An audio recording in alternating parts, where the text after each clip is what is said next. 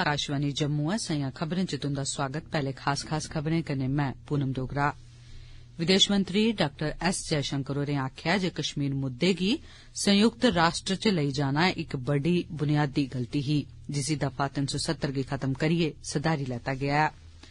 भारत दे पैहले सौर mission Aditya L1 गी अपनी मंजिल तगर पजाइयै इसरो ने अज्ज इक होर नमां इतिहास रची दित्ता ऐ। राष्ट्रपति, प्रधानमंत्री, विज्ञान मंत्री ते होर दुइएं हस्तिएं इस कामयाबी पर वैज्ञानिकें गी मुबारकबाद दित्ती ऐ। जयपुर च चला'रदी सब्बनें राज्यें ते केन्द्र शासित प्रदेशें दे पुलस महानिदेशकें ते पुलस महानिरीक्षकें दी कांफ्रैंस च अंदरूनी सुरक्षा ते कनून व्यवस्था कन्नै जुड़े दे बक्ख बक्ख पैहलुएं पर सोच विचार कीता जा'रदा ऐ। उपराज्यपाल मनोज सिन्हा होरें आखेआ जे विकसित भारत संकल्प यात्रा ने गरीबें ते दबोए लतड़ोए दे लोकें अंदर बी आत्म विश्वास दी भावना पैदा कीती ऐ ते रियासी च पेश आए दे इक सड़क हादसे च इक लौह्के बच्चे सने 3 जनें दी मौत। खबरें दी तफसील कन्नै जगमोहन शर्मा। शुक्रिया पूनम। विदेश मंत्री डॉ एस जयशंकर होरें आखेआ जे 1948 च कश्मीर मुद्दे गी संयुक्त राष्ट्र सुरक्षा परिषद च लेई जाना इक बड्डी ते बुनियादी गलती ही ते हुन दफा 370 गी ढाइयै भारत ने ओह किस्सा गै खत्म करी दित्ता ऐ जिसी खोलना इक बड्डी मूर्खता ही। उनें आखेआ जे उसलै भारत दी एह सोच ही जे संयुक्त राष्ट्र इक निरपक्ख मंच ऐ, पर उनें मुल्खें दे इक समूह ने धोखा दित्ता जिनें इसी अपने भू राजनैतिक एजेंडे ते कश्मीर च असुरक्षा दे मुद्दे दा इस्तेमाल कीता ते भारत लेई इसी इक नाजुक मुद्दा बनाई दित्ता। बेंगलुरु च PES यूनिवर्सिटी दे स्वर्ण जयंती समारोह च बीजेपी नेता तेजस्वी सूर्या हुंदे कन्नै अपनी कताब वाई इंडिया मैटर्स बारै गल्ल करदे होई उनें आखेआ जे अस अपने इतिहास गी परतियै हासल करा करने आं। विदेश मंत्री होरें आखेआ जे दफा 370 दे कारण न छड़ा मुल्खा दे अंदर सगुआं विदेश नीति च बी केई चाल्ली दे पेच दिक्कत पैदा करा'रदे हे, जिनेंगी खत्म करने लेई भारत गी केई दहाके लग्गे, पर आखरकार एदे च कामयाबी हासल करी गै लैती गेई। भारत दे पैहले सौर मिशन आदित्य L1 गी अपनी मंजिल तगर पुजाइयै इसरो ने अज्ज इक होर इतिहास रची दित्ता ऐ। अज्ज दपैह्री मगरा 4 बजे एह मिशन 3,70,000 किलोमीटर दा पैंडा 126 दिनें च तय करियै अपने लक्ष्य तगर पुज्जी गेआ। 2023 च चंद्रयान 3 गी कामयाबी कन्नै चन्नै दी दक्खन ध्रुव उप्पर उतारने दे बाद इसरो दी एह इक बड्डी उपलब्धि ऐ। राष्ट्रपति द्रौपदी मुर्मू होरें इस मौके पर गलाया जे इसरो आसेआ हासल कीती गेदी इक बड्डी उपलब्धि ऐ। इस महान उपलब्धि लेई राष्ट्रपति होरें भारतीय वैज्ञानिक समुदाय गी मुबारकबाद दित्ती। प्रधानमंत्री नरेंद्र मोदी होरें अज्ज भारत दे पैहले सौर उपग्रह आदित्य L1 दे अपने मित्थे गेदे लक्ष्य पर पुज्जने पर सब्भनें देशवासिएं ते टकोह्दा करियै वैज्ञानिकें गी मुबारकबाद दित्ती ऐ। अपने इक सोशल मीडिया पोस्ट च मोदी होरें आखेआ जे सब्भनें शा कठन ते पलेचमें अंतरिक्ष अभियानें चा इक गी कामयाब बनाने लेई एह कामयाबी साढ़े वैज्ञानिकें दी निष्ठा ते समर्पण भाव दा प्रतीक ऐ। उनें आखेआ जे भारत समूलची मनुक्खता दी भलाई बेहतरी लेई नमें लक्ष्यें बक्खी अगड़े बधना जारी रखोग। केंद्रीय विज्ञान ते टेक्नोलाजी मंत्री डॉ जितेंद्र सिंह होरें बी आखेआ जे एह भारत लेई इक गौरवशाली ब'रा ऐ कि जे आदित्य L1 खोज लेई अपनी आखरी कक्षा च पुज्जी गेआ ऐ। प्रधानमंत्री नरेंद्र मोदी होर अज्ज सब्भनें राज्यें ते केन्द्र शासित प्रदेशें दे पुलस महानिदेशकें ते पुलस महानिरीक्षकें दे सम्मेलन गी संबोधित करा'रदे न, जेदा आयोजन जयपुर च कीता गेदा ऐ। अज्ज इस कांफ्रेंस गी संबोधित करने दे बाद मोदी होर कल बी एदे च शामल होङन ते देश ते सुरक्षा बारै पुलस अध्यक्षें कन्नै सोच विचार करङन। कल शुरू होए दे 3 रोजा इस सम्मेलन दे पैहले रोज केंद्री गृहमंत्री अमित शाह होरें 2014 दे बाद मुल्खा दे पूरे पराते सुरक्षा हालात च बेहतरी बारै लैते गेदे फैसलें बारै बी गल्ल कीती ही। उपराज्यपाल मनोज सिन्हा होरें आखेआ जे केन्द्र शासित प्रदेश जम्मू कश्मीर च बिजली दी कोई कमी नेईं ऐ ते बिजली दी सप्लाई उप्पर ओह आपूं रोजा दे रोज तक्क रखा करदे न ते श्रीनगर बाकी मुल्खें लेई इक आदर्श मिसाल दे रूपै च उभरियै सामने आया ऐ। अज्ज श्रीनगर च इक कार्यक्रम गी संबोधित करदे होई LG होरें आखेआ जे हर रोज शामीं ओह आपूं जम्मू कश्मीर च बिजली दी सप्लाई दी स्थिति दा जायजा लै करदे न। उनें दस्सेआ जे फकोने या खराब होने आले बिजली दे ट्रांसफार्मरें गी 24 घंटे दे अंदर अंदर मरम्मत करियै ठीक कीता जा'रदा ऐ ते जम्मू कश्मीर च बिजली दी कोई कमी नेईं ऐ। बीजेपी दे जम्मू कश्मीर दे उप प्रधान पवन खजूरिया हुंदी अगुवाई च पार्टी दा इक शिष्टमंडल अज्ज उधमपुर च डायरेक्टर रेलवेज जम्मू प्रतीक श्रीवास्तव होरें गी जाइयै मिलेआ ते उधमपुर रेलवे स्टेशन कन्नै जुड़े दे किश मुद्दें बारै उंदे कन्नै गल्लबात कीती।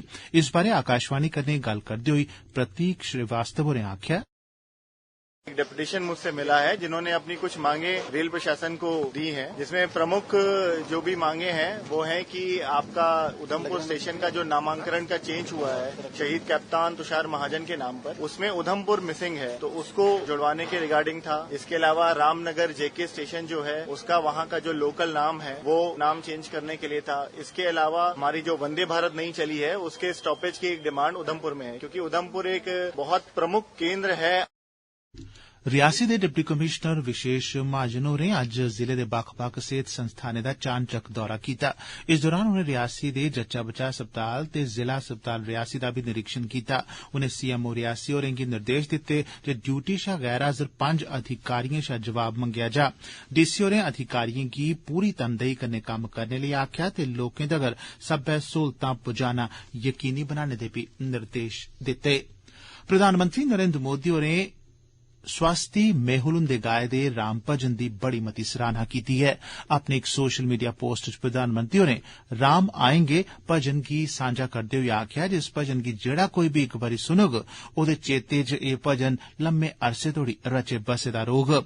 उनें बी आखेआ जे इसी सुनिए अक्खियें च अत्थरू आई जंदे न ते मनै च जज्बातें दिएं लैहरें दे छल ऊंचाइयां छून लगदे न। एह खबरां तुस आकाशवाणी जम्मू परा सुना'रदे ओ। बाकी दिएं खबरें कन्नै पूनम डोगरा। उपराज्यपाल मनोज सिन्हा होरें गलाया है जे विकसित भारत संकल्प यात्रा ने समाज दे गरीब ते दबोए लतड़ोए दे वर्ग च आत्म विश्वास दी भावना पैदा कीती है। अज्ज श्रीनगर च विकसित भारत संकल्प यात्रा च मौजूद एलजी होरें गलाया जे लोकें दा बधी चढ़िए इस यात्रा दा हिस्सा बनना इसी होर मजबूती देआरदा है ते विकसित भारत संकल्प यात्रा राएं लोक सरकार दिएं बक्ख-बक्ख स्कीमें बारै जानकार बी होआ'रदे न ते उंदे थमां लाह् बी चुक्का'रदे न। उपराज्यपाल होरें आखेआ जे प्रधानमंत्री नरेंद्र मोदी हुंदे नेतृत्व च बक्ख-बक्ख कल्याणकारी स्कीमें ते सब्बने क्षेत्रें च होए दे विकास करी हर इक माहनू दे जीवन च सकारात्मक बदलाव आया। उनें गलाया 2027 तक एक संकल्प है कि दुनिया की तीसरी बड़ी अर्थव्यवस्था हम बनेंगे। भारत 2047 में भारत को विकसित होना है तो मुझे लगता है कि बिना जम्मू कश्मीर के भारत विकसित नहीं हो सकता। इसलिए जम्मू कश्मीर के नागरिकों का भी ये नैतिक दायित्व है कि हम भी उस विकास यात्रा में एक विकसित जम्मू कश्मीर बनाने। जब विकसित जम्मू कश्मीर बनेगा तभी विकसित भारत बनेगा। विकसित भारत संकल्प यात्रा कठुआ जिले दे ग्रामीण ते शहरी दवें इलाकें शा गुजरदी होई प्रगति ते विकास दी राह पद्धरी करदी जा'रदी है। आईईसी वैन बी लोकें गी प्रधानमंत्री नरेंद्र मोदी हुंदे स्नेह गी लोकें तक्कर पजा'रदी है। अज्ज एह यात्रा नगरी ब्लाक दी खोखयाल पंचायत पुज्जी। इस दौरान किश लाभार्थिएं साढ़े संवाददाता गी दस्सेआ जे उनेंगी बक्ख-बक्ख स्कीमें थमां केह् लाभ पुज्जा ऐ। रमेश जी, मैं इन्ना बड़ा शुक्रिया कर रहा था लेकिन जी ते प्रधानमंत्री सानू ग्रांट देई ओड़ी है। घर साढ़ा पक्का, मेरा बिल्कुल कक्ख नहीं है मेरे को, टबरी बिल्कुल कच्ची। सानू बड़ी बड़ी खुशी है।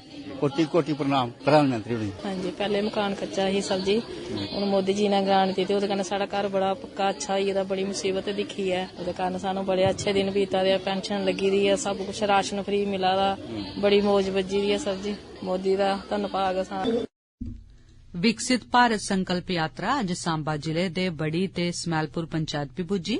इस मौके उप्पर सेहत जांच कैंप ते पंचायतें गी जल जीवन मिशन तैहत अभिनंदन पत्र भी बंडे गए। मुल्ख गी 2047 तक्कर विकसित करने लेई संकल्प संगंध भी चुकी गेई। यात्रा च होरनें दे इलावा साबका मंत्री चंद्र प्रकाश गंगा ते पंचायती मिम्बरें भी मौजूद हे। इस मौके साढ़े संवाददाता कन्नै गल्ल करदे होई किश लाभार्थिएं दस्सेआ। मैं राज सिंह पंच विलेज स्मैलपुर, वो साल का 6,000 रुपए मिलते, उससे खाद बीज वगैरह हम खरीदते हैं। उसके साथ साथ भी एक नैनो योजना है वो भी हमें मिल रही है। प्रधानमंत्री का हम शुक्रिया अदा करते हैं। मेरा नाम प्रवेश सिंह है, मैं स्मैलपुर रहना। मोदी की तरफ से मेरे को पैसे मिल रहे थे जो उससे मैंने पक्का मकान बना लिया है। पहले तो मेरा कच्चा मकान था, बहुत बुरी हालत थी, पानी सारा अंदर बुरी, जन के बरसात के दिनों में हम तो सो भी नहीं पाते थे। अब तो फिर भी तो चलो इनकी तरफ से पैसे मिले हैं तो पक्का मकान बन गया मेरा। मेरा नाम बीना देवी है। मेरे पास पहले कच्चा मकान था, बहुत मुश्किलें होती थी उसमें, मेरे बच्चे भी परेशान होते थे। अब मेरा मकान पक्का है। प्रधानमंत्री आवास योजना के तहत मेरे को पैसे मिले हैं, अब मेरा घर बन गया। मैं बहुत खुश हूँ। विकसित भारत संकल्प यात्रा अज्ज पुंछ जिले दे बड़ाशड़ ते लोहिल बिला पंचायत पुज्जी, जिथे लोकें आईईसी वैन दा निग्गा स्वागत कीता। इस मौके पर ज्हारें दी गिनतरी च लोक, पंचायती मैंबर ते आप सहायता समूह दे मैंबर उत्थे मौजूद हे। इस दौरान विद्यार्थियें ते मुकामी लोकें राष्ट्र दे विकास लेई विकसित भारत संकल्प संगंध भी चुक्की। साढ़े संवाददाता कन्नै गल्ल करदे होई किश लाभार्थियें दस्सेआ, मेरा इलाज जोली होया, 3 ऑपरेशन होया मेरा को किसी ने कुछ नहीं लियो, गवर्नमेंट को शुक्रिया अदा करो। और ये मकान नहीं था और इसलिए मकान गवर्नमेंट ने दिया है मुझे, और सरकार का बहुत बहुत शुक्रिया अदा करता हूँ। रियासी जिले च अज्ज इक गड्डी दे शिड़के थमां रुलकियै 400 फुट डूंगे खड्ड च जाई पौने करी इक दंपति ते उंदे 3 म्हीने दे गिल्लू दी मौत होई गेई ते इक जना घायल भी होई गेआ। रिपोर्ट मुजब दपैहरी 1:15 बजे दे करीब तुल्ली शां चसाना जा'रदी इक बलैरो गड्डी 400 फुट डूंगे खड्ड च जाई पेई। ओदे च सवार महौर दे बलमाकोट ग्रां दे बसनीक जाहिद अहमद, उंदी पत्नी सायरा अख्तर ते 3 म्हीने दे उंदे लोह्के जनेह् बच्चे दी मौके उप्पर गै मौत होई गेई। हादसे च इरफान अहमद नां दे इक जना गंभीर तौरा पर घायल भी होई गेआ, जिसी इलाज लेई अस्पताल पजाया गेआ। गणतंत्र दिवस समारोह कन्नै जुड़े दे प्रोजेक्ट वीर गाथा दे 3 संस्करण गी मुल्ख भरै च बड़ा मता सहयोग ते समर्थन थोआ'रदा ऐ। रक्षा मंत्रालय मुजब इस पैह्ल च लगभग 2,43,000 स्कूलें दे कोई 1 करोड़ 37 लक्ख विद्यार्थियें शिरकत कीती ऐ। इनें विद्यार्थियें चा राष्ट्रीय स्तर पर 100 जेतुएं दी ताल कीती जा'रदी ऐ। हर इक जेतू गी 10,000 रपे दित्ते जाङन ते इस बरे कर्तव्य पथ पर गणतंत्र दिवस परेड गी चेचे परौने दे तौरा पर दिक्खने दा मौका बी थ्होग। सरकार ने प्रोजेक्ट वीर गाथा दी शुरूआत आजादी दे 75वें बरे च आजादी का अमृत महोत्सव दे दौरान कीती ही। एदा उद्देश्य विद्यार्थियें च वीरता पुरस्कार जितने आले दिएं वीर गाथाएं दा प्रसार करना ऐ तां जे देशभक्ति दी भावना गी बल थ्होई सके। 29 दिसंबर गी खत्म होए दे हफ्ते च भारत दा विदेशी मुद्रा भंडार 2 अरब 259 करोड़ डालर बधियै 623 अरब 20 करोड़ डालर होई गेआ। भारतीय रिजर्व बैंक दे आंकड़े मुजब विदेशी मुद्रा परिसंपत्तियें च 1 अरब 87 करोड़ डालर दा बाद्दा होआ ऐ ते हून एह् कुल 551 अरब 62 करोड़ डालर दे स्तर उप्पर पुज्जी गेई ऐ। ते अखीरै च खास खबरां इक बारी परतियै विदेश मंत्री डॉ एस जयशंकर होरें आखेआ जे कश्मीर मुद्दे गी संयुक्त राष्ट्र च लेई जाना इक बड्डी बुनियादी गलती ही, जिसी दफा 370 गी खत्म करियै सदेरी लैता गेदा ऐ। भारत दे पैहले सौर मिशन आदित्य L1 गी अपनी मंजिल तगर पुजाइयै इसरो ने अज्ज इक होर नमां इतिहास रची दित्ता है। राष्ट्रपति, प्रधानमंत्री, विज्ञान मंत्री ते होर केई हस्तियें इस कामयाबी पर वैज्ञानिकें गी मुबारकबाद दित्ती ऐ। जयपुर च चला'रदी सब्भनें राज्यें ते केन्द्र शासित प्रदेशें दे पुलिस महानिदेशकें ते पुलिस महानिरीक्षकें दी कांफ्रेंस च अंदरूनी सुरक्षा ते कनून व्यवस्था कन्नै जुड़े दे बक्ख-बक्ख पहलुएं पर सोच विचार कीता जा'रदा ऐ।